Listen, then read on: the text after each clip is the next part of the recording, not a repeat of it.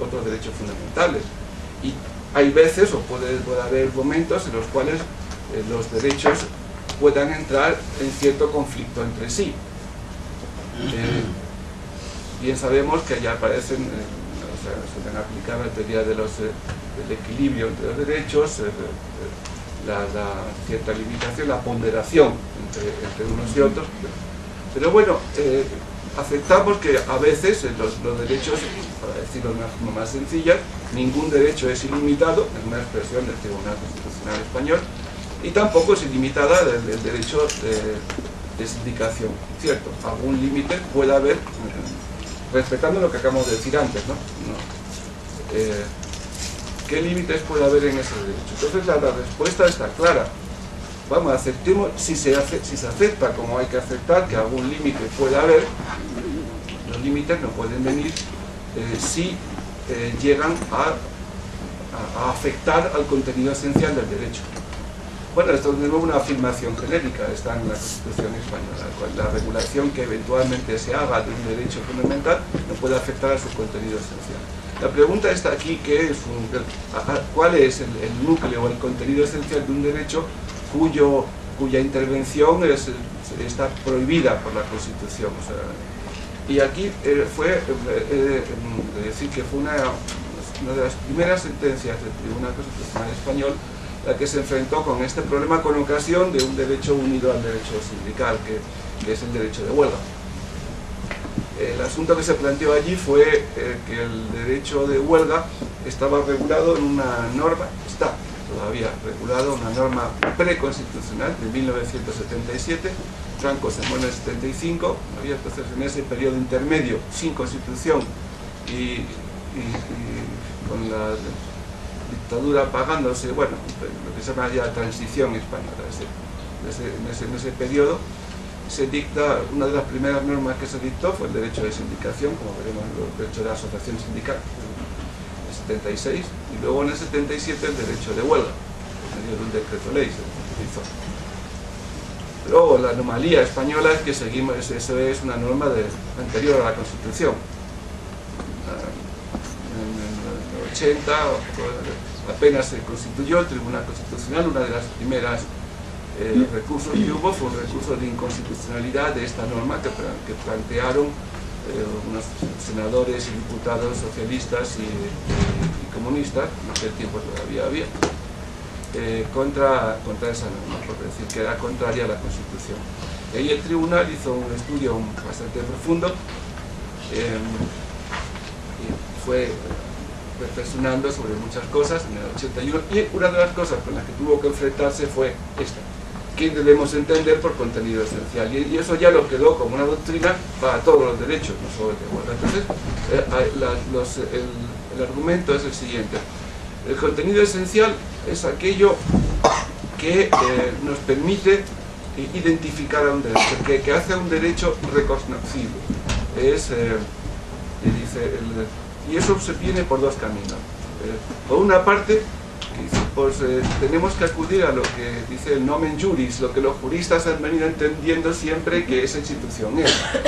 Si alguien hace una regulación del derecho de huelga o de otro derecho, de tal manera que sería ya irreconocible por los juristas, porque lo que hemos venido diciendo no es así ya, entonces en ese momento se ha invadido la esfera de lo que es el contenido esencial y no podríamos, y es ilegítimo.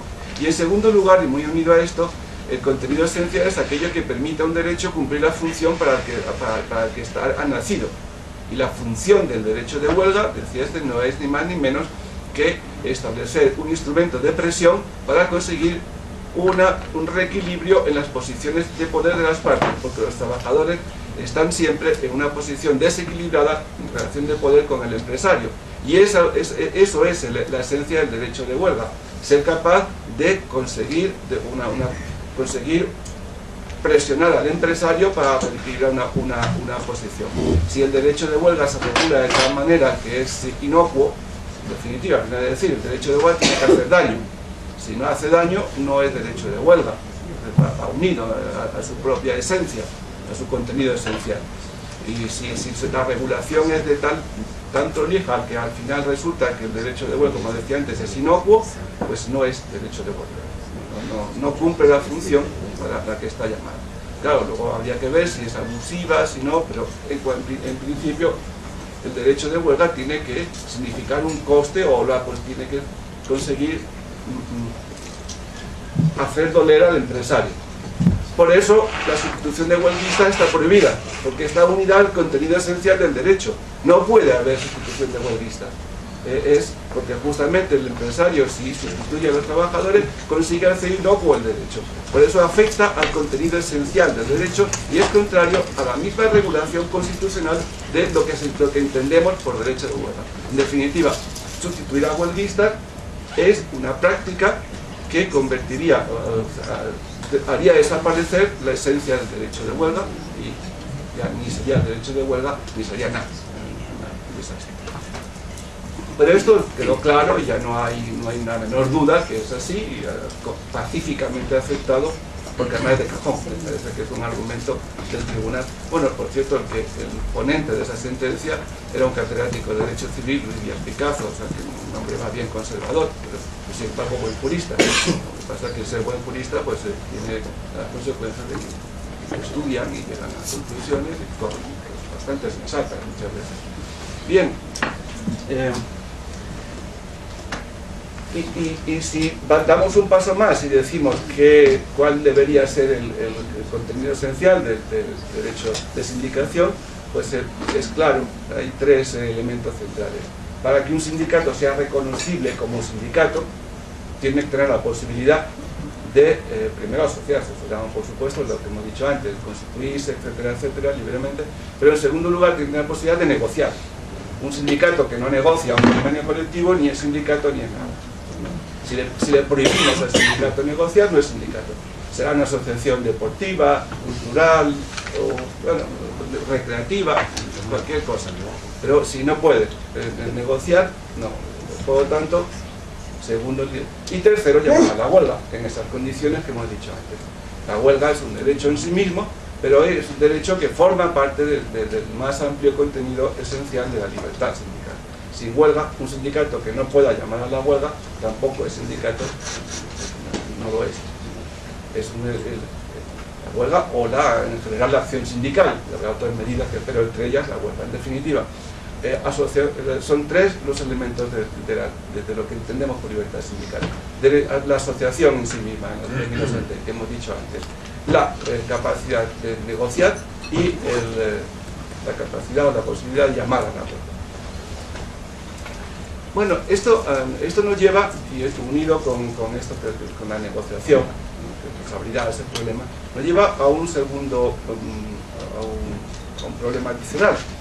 Y es que, entendida así la libertad sindical como libertad que la autoridad administrativa no tiene por qué intervenir para autorizar o no la constitución de un sindicato, y se deja libertad a los trabajadores para constituir sus propias organizaciones, esto puede dar lugar a un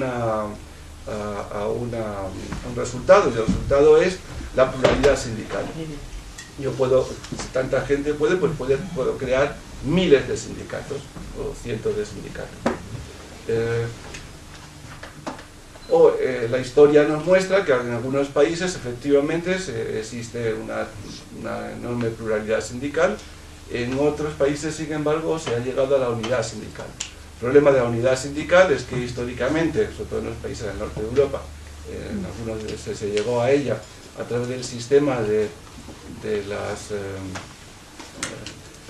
cláusulas reservadas, las close shop y union shop, o sea, la sindicación obligatoria para entrar en algunos trabajos, y de ese modo había un sindicato único que en otros sitios, sin embargo, la unidad sindical pues se ha llegado de manera, digamos, voluntaria. Constituido muchos sindicatos, de modo natural, se han ido dando cuenta de la mayor eficacia de la unión frente a la división y han acabado en un sindicato, el caso de la DPB alemana, por ejemplo, ¿no?